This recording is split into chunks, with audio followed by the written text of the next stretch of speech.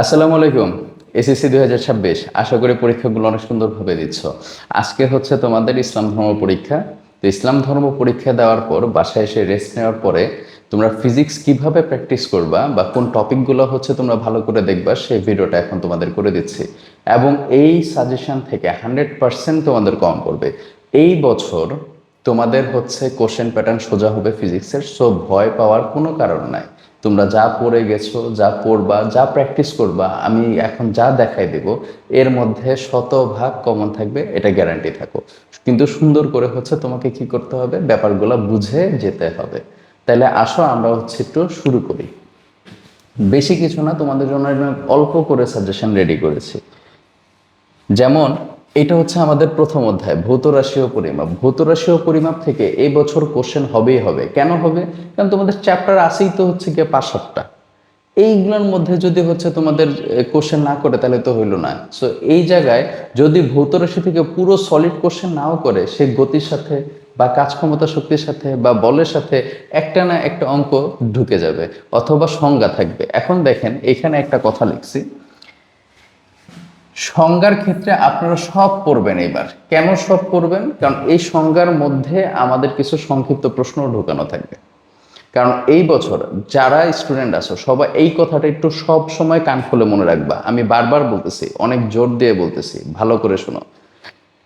তুমি কিছুই পারো না, ধরে নিলাম তুমি একটা ম্যাথ পারো না, কিচ্ছু পারো না, কিন্তু তুমি ক আর খ খুব সুন্দর করে পারো। তাহলে একটু চিন্তা করে দেখো, 4টা প্রশ্নের যদি ক লেখো তাহলে 4 নাম্বার, 4টা প্রশ্নের যদি খ পারো তাহলে হচ্ছে কত নাম্বার? এগুলো 8 নাম্বার। 8 আর 4 কত হলো? 12। আর তোমাকে 5টা সংক্ষিপ্ত প্রশ্ন লিখতে দিবে, সেটা সুন্দর করে যদি লেখো, বোর্ডে তুমি 2-2 পাবা, এটা শিওর থাকো। স্কুলে হয়তো বা 1 নাম্বার করে দেয়, কিছু টিচার আছে কেটে দিবে, কিন্তু বোর্ডে কিন্তু এই কাজটা করবে না তুমি যদি সঠিকটা লেখো। তাহলে দেখো 22টা নাম্বার 50-এর মধ্যে তুমি শুধু ক আর খ মুখস্থ করেই পেয়ে যাবা। তোমার কিন্তু একটা অঙ্কও পারার দরকার হচ্ছে না। তো এই যে অ্যানালাইসিস করে পড়াটা, যারা তোমরা একটু দুর্বল স্টুডেন্ট আছো, যে অধ্যায়টা ভালো পারো সবচেয়ে, শুধু সেই অধ্যায়টারই তোমরা হচ্ছে ম্যাথটা প্র্যাকটিস করে যাবা। আর যারা ভালো আছি, আমি যে টপিকগুলো বলতেছি সেগুলো অনুযায়ী হিসাব করে যাবা। দেখো, ভৌত রাশি ও পরিমাপের মধ্যে যে জিনিসগুলো করবা, আমাদের হচ্ছে কি কি টপিক থাকবে, যে ভার্নিয়ার সমপতন বের করো, ভার্নিয়ার ধ্রুবক বের করো, প্রধান স্কেলের ভাগ সংখ্যা বের করো, 5% ত্রুটি, এই যে এই কথাটা 5% ত্রুটি, 8% ত্রুটি, 9% ত্রুটি, বা হচ্ছে গিয়া ক্ষেত্রফল পরিমাপের ত্রুটি, দৈর্ঘ্য পরিমাপের ত্রুটির হচ্ছে দ্বিগুণ, এই জিনিসগুলোর কথাটা তোমরা শুধু প্র্যাকটিস করে যাবা, 100% কমন যাও।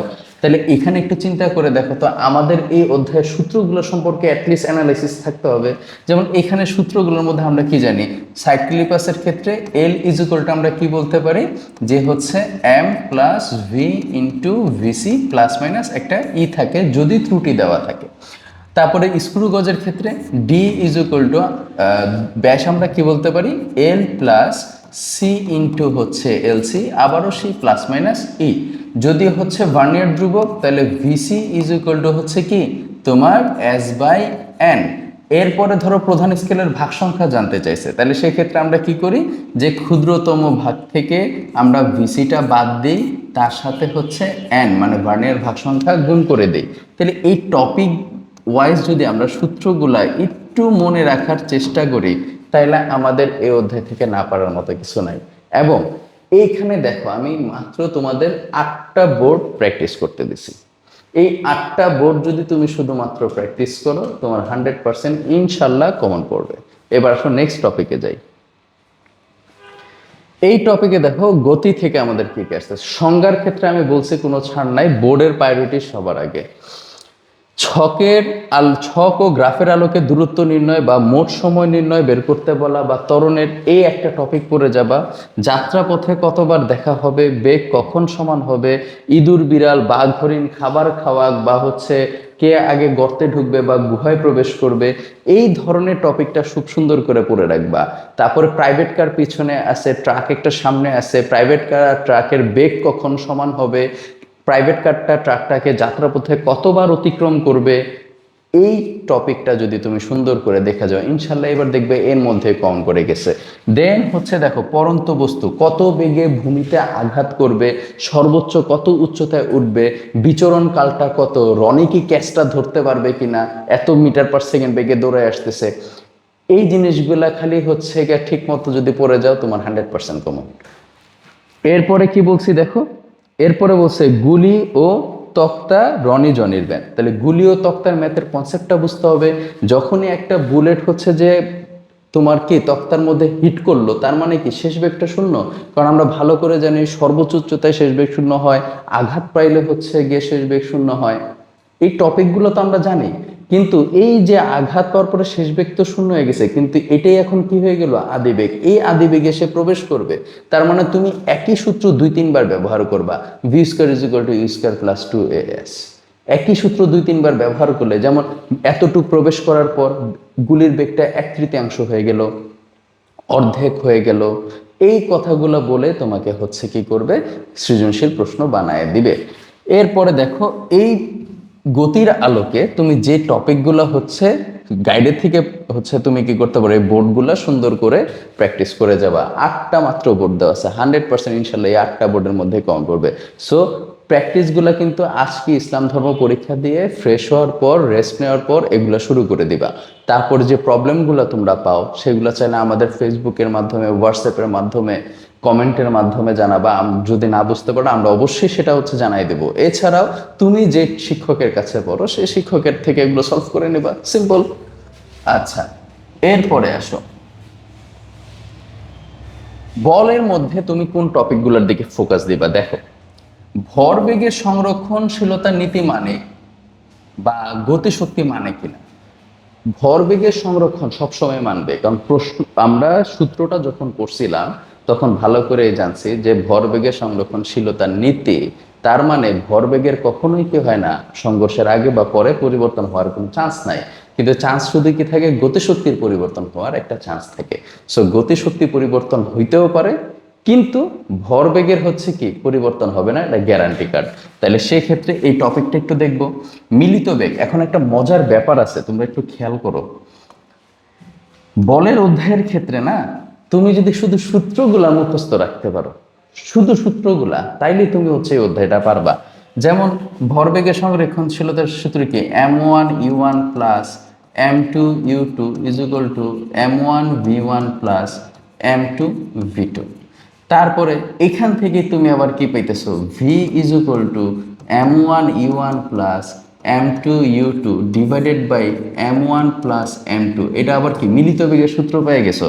কোন গাড়ি বেশি ক্ষতিগ্রস্ত হবে এটা বের করতে গেলে আমাকে কি করতে হয়, v1 এর সূত্র লিখতে হয়। তাহলে v1 এর সূত্রটা হচ্ছে কি, u1 into m1 minus m2 plus 2m2u2, তারপরে হচ্ছে divided by m1 plus m2। v2 এর সূত্রটা কি, u2 m2 minus m1 plus 2m1 u1 divided by m1 plus m2।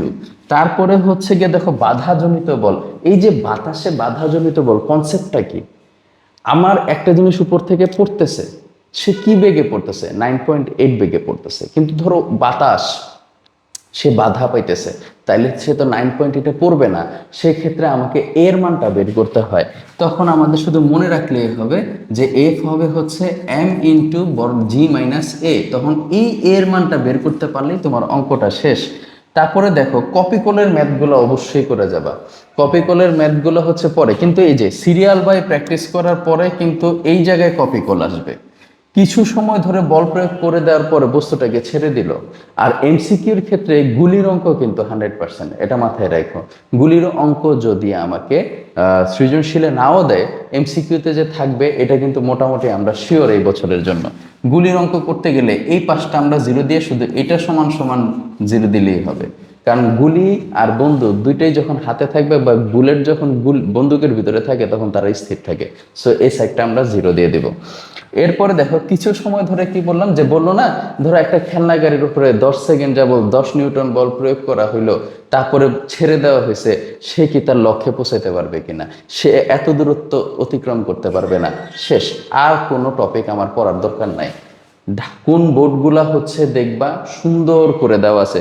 আমি দরকার হলে স্ক্রিনশট নিয়ে নিবা, আমি প্রত্যেকটা দরকার হলে স্ক্রিনশট নিয়ে নাও, স্ক্রিনশট নিয়ে তোমরা হচ্ছে এগুলা প্র্যাকটিস করবা।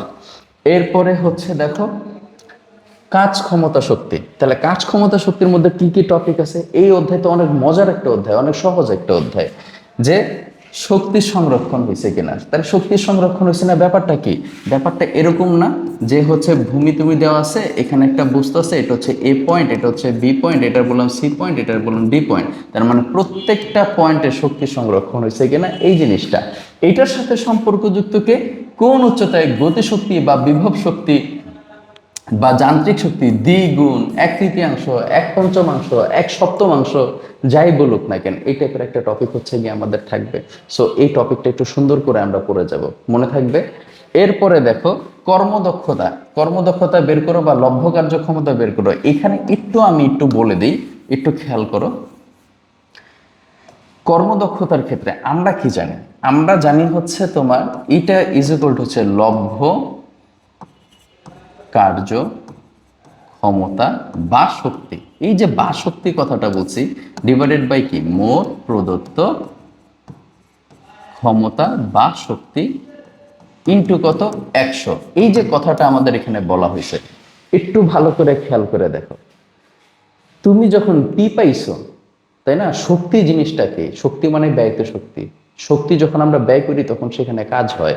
তার মানে আমাকে ব্যয়িত শক্তির কথা বলা হয়েছে, বা অপচয় শক্তি যদি বলি, তাহলে আমরা এটা তো জানি P is equal to W by T. তাহলে ডাব্লিউ ইজ ইকুয়াল টু কি? পিটি। টেনশন করার কিছু নাই। যদি আমাকে মোট ক্ষমতা দেওয়া থাকে তার সাথে টি গুণ করে দিলে মোট শক্তি পেয়ে যাব। লব্ধ কার্য ক্ষমতা পাওয়ার পর তার সাথে টি গুণ করে দিলে যে শক্তিটা আমরা পাইছি সেটা পেয়ে যাব। অপচয় কত হয়েছে ইজিলি বের করে ফেলতে পারবো। সো ভয় পাওয়ার কোনো কারণ নাই। আমার সব ইনফরমেশন ক্ষমতার আছে, ওকে ফাইন, আমি ক্ষমতা দিয়ে ক্ষমতা বের করব, তার সাথে টিটা গুণ করে দিলেই আমার ব্যয়িত শক্তি বের হয়ে যাবে। আর ব্যয়িত শক্তি বের হয়ে গেলে আমরা তখন অপচয় শক্তি এমনিই বের করতে পারবো। তাহলে এই জায়গার জন্য এই যে এই বোর্ডগুলা প্র্যাকটিস করলেই ইনশাল্লাহ হয়ে যাবে। স্ক্রিনশট দরকার হলে নিয়ে নাও, 100% কমন থাকবে। এরপরে আসেন তরঙ্গ শব্দ। ভয় পাওয়ার কিছু নাই, তরঙ্গ শব্দ থেকে এই বছর কোশ্চেন সুন্দর থাকবে, সোজা থাকবে। তুমি খালি বুঝবা যে হচ্ছে তরঙ্গ কয়টা হয়েছে, পূর্ণ তরঙ্গ কয়টা হয়েছে, দ্যাটস ইট। পার্থক্য কত দেওয়া আছে খেয়াল করে দেখো। মাধ্যম বের করো। অনেক সময় একটা প্রশ্ন আসে যে মাধ্যমটা কি ছিল, কঠিন ছিল, তরল ছিল না বায়বীয় ছিল। তাহলে মাধ্যম কত ছিল এই জিনিসটা যখন আমাদের জানতে হয়েছে, তখন আমরা কি করছি, এই কয়েকটা হচ্ছে তুমি বের করে দেখবা, বেগ বের করে দেখবা। বেগের উপরে ডিপেন্ড করবে, যেমন শূন্য মাধ্যম, বায়ু মাধ্যমে কত 330, লোহাতে কত, তরলে কত, কয়েকটা মাধ্যমের মান তো আমরা অ্যাটলিস্ট বেগ মুখস্থ করতে পারছি। ওই বেগ বের করে দেখবা এটা কোন মাধ্যম ছিল। এরপরে আসো তরঙ্গের বেগের কম্পাঙ্ক। এগুলো ছোট কোশ্চেন, এই যে গতে আসে, গতে হঠাৎ করে বলতে পারে তরঙ্গ বেগ বের করে দেখাও, কম্পাঙ্ক বের করে দেখাও, দৈর্ঘ্য বের করে দেখাও। তারপরে 10, 20, 50 বার কম্পন করলে সেটা কত দূরে যাবে, বা এতটুকু পথ যেতে বস্তুটা কতবার কাঁপছে। তারপরে প্রতিধ্বনি সংক্রান্ত তাপ বের করা, প্রতিধ্বনি শোনার জন্য ন্যূনতম দূরত্ব কত, এটা অনেক সময় ক্ষতে আসতে পারে। আর একটা জিনিস এখানে মিসিং আছে, সেই জিনিসটা আমি একটু লিখে দিচ্ছি। সেটা হচ্ছে বলে দিবে তরঙ্গের পার্থক্য, তরঙ্গের দৈর্ঘ্যের পার্থক্য 0.2 মিটার হইলে, 0.4 মিটার হইলে, 0.5 মিটার হইলে, অথবা কম্পাঙ্কের পার্থক্য, কম্পাঙ্কের পার্থক্য 250 হার্জ এই সেই হলে আমাকে হচ্ছে দুইটা তরঙ্গের কম্পন বের করে দেখাও, বা বেগ বের করে দেখাও, বা কিছু একটা বের করে দেখাও। মনে রাখবা পার্থক্য মানে হচ্ছে বড়টার থেকে ছোটটা বাদ। তাহলে বড়টার থেকে ছোটটা বাদ, তাহলে কে বড় কে ছোট? আমরা একটা সূত্র তো জানি, ভি ইজ ইকুয়াল টু হচ্ছে কি? ভি ইজ ইকুয়াল টু হচ্ছে এফ ল্যামডা। তাহলে এই জায়গার মধ্যে আমি যদি ল্যামডা ইজ ইকুয়াল টু বলি, তাহলে কি দাঁড়াইতেছে? ল্যামডা হচ্ছে যদি আমি বলতে চাই, তাহলে ভি বাই কত? এফ। তার মানে বেগ যত বেশি হবে ল্যামডা তত কি হয়? বেশি হয়। কারণ লব যত বাড়ে তত মানও কি? বড় হয়। আর হর যত বাড়ে মান তত ছোট হয়। তাহলে হর যত কমে মান তত কি হবে? কমবে। এই কথাগুলা শুধু সুন্দর করে তোমরা হচ্ছে দেখে যাবা প্র্যাকটিসের জন্য। এই যে বোর্ডগুলা, সুন্দর করে বোর্ডগুলা দেখবা। আমি তোমাদের কি প্র্যাকটিস করবা সেগুলো পর্যন্ত, এবং অবশ্যই প্র্যাকটিস করবা। এরপরে আসে 8, 8 নাম্বার অধ্যায় অনেক মজার। এই অধ্যায় থেকে আমি মনে করি তোমরা সবাই অ্যান্সার করতে পারবে। এই অধ্যায় থেকে তোমরা 100% অ্যান্সার করতে পারবে, কিছু মনে রাখার দরকার নেই। দেখো, অবতল দর্পণের সকল ছবি আঁকা শিখবা। 3টা যে সূত্র আছে, এই সূত্র 100% খালি মনে রাখবা। এই 2টা কাজ করবা খালি, তোমাদের কোশ্চেন কমন। আর ছবি দেখে একটু বুঝতে হবে যে বক্রতার কেন্দ্রের বাইরে আছে বস্তু, না ভিতরে আছে, না কই আছে। 15 মিটার দূরে, 25 মিটার দূরে, 30 মিটার দূরে। ফোকাস দূরত্ব 15 হইলে বক্রতার কেন্দ্র পর্যন্ত হইতেছে কত আমার 30, বস্তু হচ্ছে গিয়ে 25-এ আছে, তার মানে কেন্দ্র আর ফোকাসের মাঝে আছে। এই যে টপিকটা ছবি আঁকাটা শুধু তোমরা একটুকু হচ্ছে ভালো করে হচ্ছে শিখে যাবা, তাইলে তোমাদের 100% এখান থেকে কমন মিস নাই।